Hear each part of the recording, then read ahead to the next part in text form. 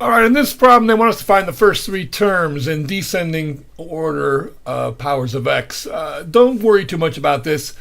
Basically, just don't move things around.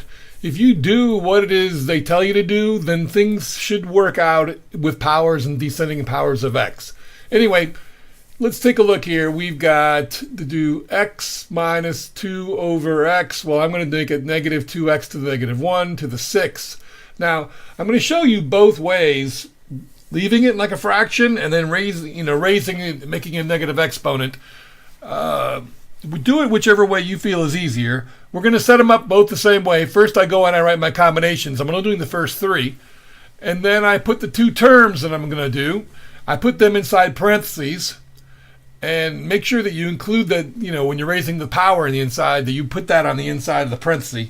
Because I'm now putting the powers on the outside of the parenthesis. Everything inside those parentheses have to be raised to those powers. Now, when I go over here and do this side, it's going to start off, my combinations are going to look the same way.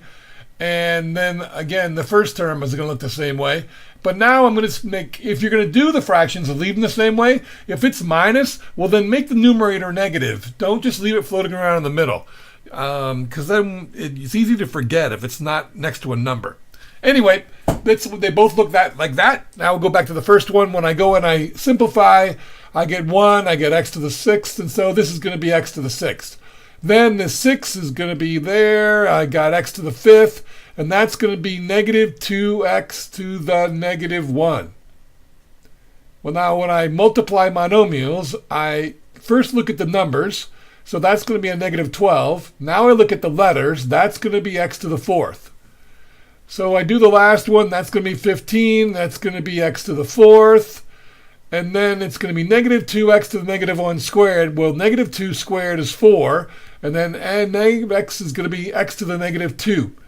So then when I look at my numbers, that's a 60. And then I look at my letters, that's going to be x squared. And then I do the other side. Again, it's going to look pretty much the same. When you get to the fractions, though, I'm going to end up squaring both, or doing the powers to both the numerator and the denominator. So for example, in this one, it's just going to be negative 2 over x because it's to the first power. And then when I put this together, it works better if you write them all as fractions. And so all I do is go straight across. I'm going to end up with negative 12x to the 4th. And then when I do the last one, again, it's going to be 15, and then it's going to be x to the 4th. But this is going to be negative 2 squared is 4, and then over x squared. And so again, make them fractions if you choose to do this way.